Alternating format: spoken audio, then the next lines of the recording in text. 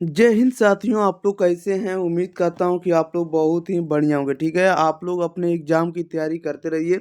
तो आज की इस वीडियो में हम प्रोवाइड करने वाले हैं क्लास 12th के, ठीक है, क्लास 12th के top 10 VVI subjective question psychology का, ठीक है, मनोविज्ञान के 10 VVI सब्जेक्टिव क्वेश्चन इसमें हम कवर करने वाले हैं। तो आप लोग शुरू से अंत तक बने रहिएगा ताकि हम सभी अब सब्जेक्टिव क्वेश्चन आपको हम याद करवा सकें। जो भी 2025 में बोर्ड परीक्षा में आने वाले सभी आपको इस वीडियो के अंदर आपको देखने को मिलने वाला, ठीक है। और आपको हम जितने क्वेश्चन दे रहे हैं सभी के सभी आप पढ़ते जाइए, इससे बार आपको एक भी सिंगल क्वेश्चन नहीं रहने वाला, ठीक है। कुछ आप लोग अगर किताब लिए होंगे तो किताब से भी आप लोग हेल्प जरूर लेते रहिए, ठीक है। ऐसे तो हम क्लास 12 का आर्ट्स का सभी वीडियो हम प्रोवाइड कर दिए हैं। क्लास 12 का सभी विषय का आपको हम आर्ट्स का और साइंस का सभी तरह का आपको हम वीडियो प्रोवाइड कर दिए। प्ले लिस्ट इसका बनकर तैयार है, आप लोग जरूर जाकर देख लीजिएगा। चलिए तो स्टार्ट करते हैं। तब तक के लिए एक बार वीडियो को शेयर नहीं किया तो वीडियो को आप लोग शेयर जरूर कर दीजिएगा, और चैनल को अगर सब्सक्राइब नहीं किया तो चैनल को जरूर सब्सक्राइब कर दीजिएगा, ठीक है। अगर आपके तरफ से कुछ भी अगर संदेश रहता है तो आप लोग जरूर कमेंट बॉक्स के अंदर जरूर बताइएगा, ठीक है। या किस प्रकार के वीडियो चाहिए उस पर भी आप लोग कमेंट कर बता सकते हैं। चलिए क्वेश्चन नंबर फर्स्ट लेते हैं। फर्स्ट नंबर में क्या करा है, करा है कि मना चिकित्सा के प्रमुख प्रकारों का नाम लिखे। मना चिकित्सा के प्रमुख प्रकारों के नाम लिखे।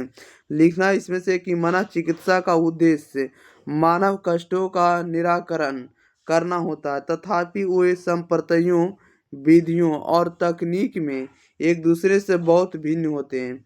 इस तरह मना चिकित्सा को 3 व्यापक समूहों में वर्गीकृत किया जा सकता है।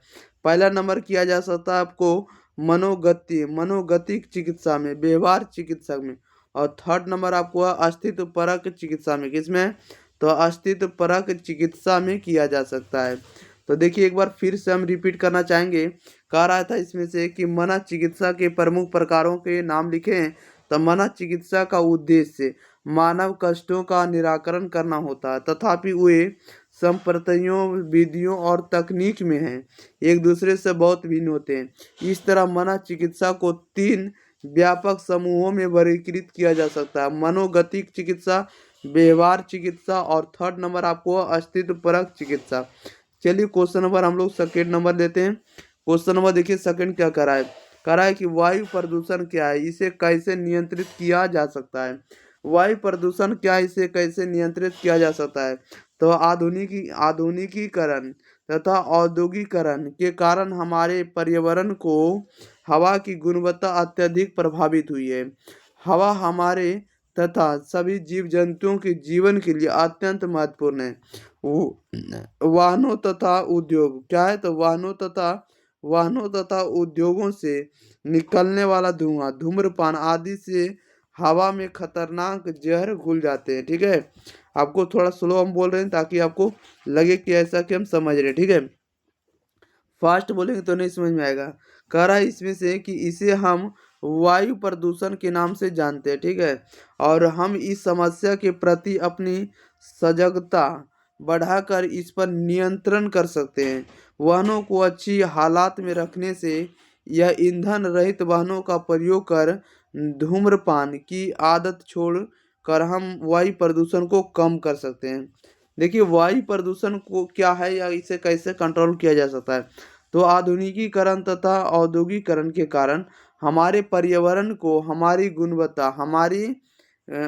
पर्यावरण को हवा की गुणवत्ता अत्यधिक प्रभावित हुई है। क्या हुई? प्रभावित हुई है। हवा हमारे तथा सभी जीव जंतुओं के लिए जीवन के लिए अत्यंत ही महत्वपूर्ण है।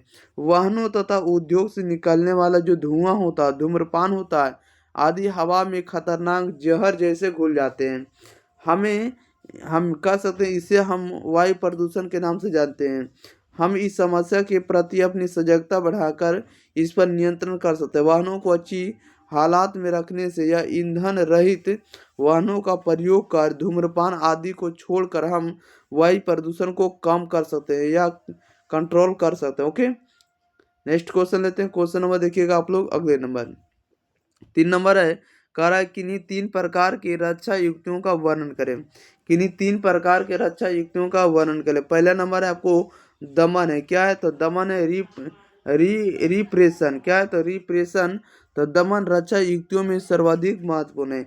इसमें दुश्चिंता उत्पन्न करने वाले व्यवहार एवं विचार पूरी तरह चेतना के स्तर से विलुप्त कर दिए जाते हैं।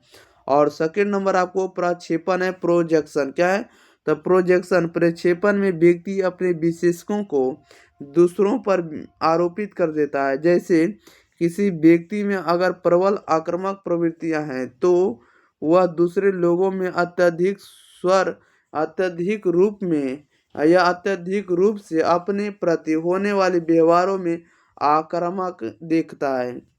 ठीक है, अगला नंबर आपको प्रतिक्रिया निर्माण क्या है, तो रिएक्शन फॉर्मेशन यानी प्रतिक्रिया निर्माण में व्यक्ति अपनी वास्तविकता भावनाओं और इच्छाओं के क्या करते हैं, तो ठीक इसके विपरीत प्रकार का व्यवहार अपनाकर अपनी दुश्चिंता से रक्षा करने का प्रयास करते हैं। ये किस में करते हैं, तो ये करते हैं आपको प्रतिक्रिया निर्माण में। प्रतिक्रिया निर्माण में क्या करेंगे, तो प्रतिक्रिया निर्माण में व्यक्ति अपनी वास्तविक भावनाओं और इच्छाओं के ठीक विपरीत प्रकार का व्यवहार अपनाकर और अपनी दुश्चिंता से रक्षा करने का प्रयास करता है। चलिए ये भी क्वेश्चन कंप्लीट हो गया। क्वेश्चन नंबर लेते हैं 4 नंबर। कह रहा है कि वास्तविक समूह तथा गौण समूह में अंतर स्पष्ट करें। तो इन दोनों समूहों में निम्नलिखित अंतर पाया जाता है। प्राथमिक समूह का आकार छोटा होता है जैसे परिवार, जबकि हम कह सकते हैं कि गौण समूह नहीं द्वितीय समूह का आकार बड़ा होता है जैसे राजनीतिक दल। प्राथमिक समूह के सदस्यों में औपचारिकता नहीं होती है या कम होती है, जबकि गौण समूह के सदस्यों में औपचारिकता अधिक होती है। और साथ ही साथ बात करें कि प्राथमिक समूह के सदस्यों के बीच होता है घनिष्ठ पारस्परिक संबंध अधिक होता है। ठीक है, और जबकि गौण समूह सदस्यों के बीच घनिष्ठ पारस्परिक संबंध नहीं होता है। प्राथमिक समूह छोटा होता है, इसके सदस्यों में आमने सामने का संबंध होता है, जबकि गौण समूह का बड़ा होता है, अतः इसके सदस्यों में आमने सामने का संबंध नहीं होता है। क्या होता है, आमने सामने का संबंध, रिलेशन नहीं होता। ओके, चलिए क्वेश्चन नंबर 5 नंबर। कह रहा है कि परामर्श का अर्थ लिखे। तो परामर्श एक प्राचीन शब्द है, फलतः इसके अनेक अर्थ बताए गए हैं। तो ब्रेवेस्टर शब्दकोश के अनुसार परामर्श का अर्थ पूछताछ, पारस्परिक तर्क वितर्क या विचारों का पारस्परिक विनिमय है। और रॉबिन्सन जी बोले कि परामर्श में वे सभी परिस्थितियां सम्मिलित कर ली जाती है जिसे परामर्श प्रार्थी अपने आप को पर्यावरण के अनुसार समायोजित करने में सहायता प्राप्त कर सके। ओके, इस तरह से आपको लिखना होगा। क्वेश्चन नंबर देखिए 6 कह रहा है कि व्यक्तित्वशील गुण से आप क्या समझते हैं। व्यक्तित्वशील गुण से आप क्या समझते हैं, तो व्यक्तित्व की अस्थायी विशेषताएं जिनके कारण उनके व्यवहार में स्थिरता दिखाई पड़ती है शील गुण के नाम से जानी जाती है। तो व्यक्तित्व की अस्थायी विशेषताएं जिनके कारण उनके व्यवहार में स्थिरता दिखाई पड़ती है उसे शील गुण के नाम से कहते हैं या शील गुण के नाम से जानते हैं। अगला नंबर है स्थापना संक्रिया का एक उदाहरण दीजिए। यदि एक बच्चा रात का भोजन करने में परेशान करता है तो स्थापना संक्रिया यह होगी कि चाय काल के समय खाने की मात्रा को घटा दिया जाए, उससे रात के भोजन के समय भूख बढ़ जाएगी तथा इस प्रकार रात के भोजन के समय खाने का प्रबलन मूल्य बढ़ जाएगा। क्या हो जाएगा, तो बढ़ जाएगा। ओके, इसको आपको देखिए ध्यान से देखिए। ठीक है, कह रहा है कि स्थापना संक्रिया का एक उदाहरण देना है। तो यदि एक बच्चा रात का भोजन करने में परेशान करता है तो संक्रिया स्थापना यह होगी कि चाय काल के जो समय है खाने की मात्रा को कम कर दिया जाए, घटा दिया जाए, इससे या उससे रात के भोजन के समय भूख बढ़ जाएगी तथा इस प्रकार रात के भोजन के समय खाने का प्रबलन क्या हो जाएगा, मूल्य बढ़ जाएगा। चलिए नेक्स्ट क्वेश्चन लेते हैं। क्वेश्चन नंबर देखिएगा अगले। क्वेश्चन नंबर आप लोगों के बीच है 8 नंबर का। 8 नंबर कह रहा है कि बुद्धि लब्धि क्या है। किस प्रकार के मनोवैज्ञानिक बुद्धि लब्धि प्राप्तांकों के आधार पर लोगों को वर्गीकृत करते हैं।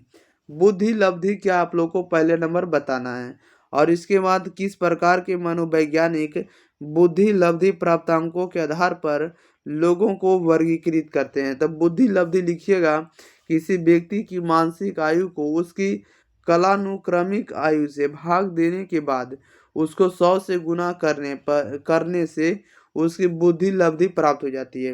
बुद्धि लब्धि क्या है, तो किसी व्यक्ति की मानसिक आयु को उसकी कालानुक्रमिक आयु से भाग देने के बाद उसको 100 से गुना करने पर उसकी बुद्धि लब्धि प्राप्त होती है। बुद्धि लब्धि बराबर कह सकते हैं मानसिक आयु बटे कालानुक्रमिक आयु बट गुना में 100। ये आपको फार्मूला, बुद्धि लब्धि बराबर होता है मानसिक आयु गुने कालानुक्रमिक आयु गुने में 100 होता है। और बुद्धि लब्धि के आधार पर व्यक्तियों का वर्गीकरण किस प्रकार से, अगर 130 से अधिक है तो उसे हम लोग अति श्रेष्ठ व्यक्ति कहेंगे, और इसका प्रतिशत जो होता है, जनसंख्या जो होता है 2.2% होता है। 120 से 130 होता है, ये श्रेष्ठ व्यक्ति कहलाएगा, और ये आपको 6 से 7% संख्या में होता है। अगला नंबर 110 से जिनकी बुद्धि लब्धि 110 से 119 हो गई उसे उच्च औसत व्यक्ति कहेंगे। इसकी संख्या 16.1% होता है। जिन व्यक्तियों की बुद्धि लब्धि 90 से 109 होती है वो व्यक्ति औसत कहलाएगा, और इनका जो परसेंटेज होता है 50% होता है। ऐसे कितने परसेंट व्यक्ति होंगे, 50% होंगे, ठीक है। और 80 से 89 होंगे वो निम्न औसत व्यक्ति कहलाएंगे, 16% इसकी संख्या होता है। 70 से 79 के बीच होती है आपको सीमावर्ती कहलाएंगे, ठीक है, और इसकी संख्या 6.7% होती है। 70 से कम हो गई तो उसे मानसिक रूप से चुनौतीग्रस्त या मंदित व्यक्ति कहेंगे। क्या कहेंगे, मानसिक रूप से या चुनौतीग्रस्त या मंदित व्यक्ति। इसकी संख्या 2.2% होती है। चलिए नेक्स्ट क्वेश्चन लेते हैं। क्वेश्चन नंबर देखिएगा आप लोग 9 नंबर में कह रहा है सामान्य कौशल क्या है समझाएं। तो ये कौशल सामान्य स्वरूप के हैं और इनकी आवश्यकता सभी प्रकार के मनोवैज्ञानिकों को होती है, चाहे उनकी विशेषता का क्षेत्र कोई भी हो। ये कौशल सभी व्यवसायिक क्या है, तो सभी व्यवसायिक मनोवैज्ञानिकों के लिए आवश्यक है, और चाहे वे नैदानिक एवं स्वास्थ्य मनोवैज्ञानिक के क्षेत्र के हों। औद्योगिक या संगठनात्मक सामाजिक तथा बौद्धिक कौशल दोनों के शामिल हो, ये किसी भी प्रकार के शामिल हो, ये सभी प्रकार के व्यक्तियों के लिए सामान्य कौशल आवश्यक है। ओके, चलिए लिख लीजिएगा। क्वेश्चन नंबर देखिए 10 नंबर कह रहा है कि साक्षात्कार और प्रेक्षण में भेद स्पष्ट करिए, यानी अंतर लिखना, ठीक है। साक्षात्कार और प्रेक्षण में अंतर स्पष्ट करना है। तो साक्षात्कार की विधि में परीक्षण करता व्यक्ति से वार्तालाप करके सूचनाएं एकत्र करता है, इससे प्रयुक्त होते हुए खोजा जा सकता है। जब कोई परामर्शदाता किसी सेवार्थी से अंतःक्रिया करता है तो कह सकते हैं कि एक विक्रेता घर घर जाकर किसी विशिष्ट उत्पाद की उपयोगिता के संबंध में सर्वेक्षण करता है। कोई नियोक्ता अपने संगठन के लिए कर्मचारियों का क्या करता है, तो चयन करता है। और प्रेक्षण में क्या होगा कि प्रेक्षण में व्यक्ति में नैसर्गिक या स्वाभाविक दशा में घटित होने वाली तात्कालिक व्यवहार पूर्वक घटनाओं का व्यवस्थित, संगठित तथा वस्तुनिष्ठ ढंग से अभिलेख तैयार किया जाता है। कुछ गोचर कह रहा है कि कुछ गोचर जैसे मातृ शिशु अंतःक्रिया का अध्ययन प्रेक्षण प्रणाली द्वारा सरलता से किया जा सकता है। ओके, यानी प्रेक्षण में जो होता है, प्रेक्षण में व्यक्ति को नैसर्गिक या स्वाभाविक दशा में घटित होने वाली तात्क्षणिक व्यवहार पूर्वक घटनाओं का व्यवस्थित, संगठित और वस्तुनिष्ठ ढंग से अभिलेख तैयार किया जाता है। और साथ ही साथ कुछ गोचर में ऐसे होंगे जैसे एक मातृ शिशु अंतःक्रिया का अध्ययन प्रेक्षण प्रणाली द्वारा सरलता से किया जा सकता है। ओके, चलिए तो 10 क्वेश्चन था, 10 के 10 आपको हम कंप्लीट करा दिए, याद करवा दिए। तब तक के लिए आप लोग इस वीडियो को दोस्तों के पास शेयर करिए, अपने भाई बहन के पास जो भी साइकोलॉजी लिए होंगे, ठीक है। आप एग्जाम पेरी चैनल को तो सब्सक्राइब कर ही लेना चाहिए, क्योंकि इस पर आपको 10th और 12th दोनों तरह के वीडियो अवेलेबल हैं, बेस्ट तरह का, ठीक है। और आपको साथ ही साथ आपको चैनल को भी सब्सक्राइब कर लेना है, वीडियो को लाइक कर देना है, और आपको किस तरह के वीडियो चाहिए आप लोग जरूर बताइएगा, ठीक है। अगर आपके लिए कुछ सजेशन रहे तो आप लोग कमेंट बॉक्स खाली आप लोगों के लिए जरूर बताइएगा लिख कर, ठीक है, ताकि हम इसमें सोल्व कर सकें और अगले वीडियो में कुछ सुधार कर सकें। Thank you for watching this video, धन्यवाद।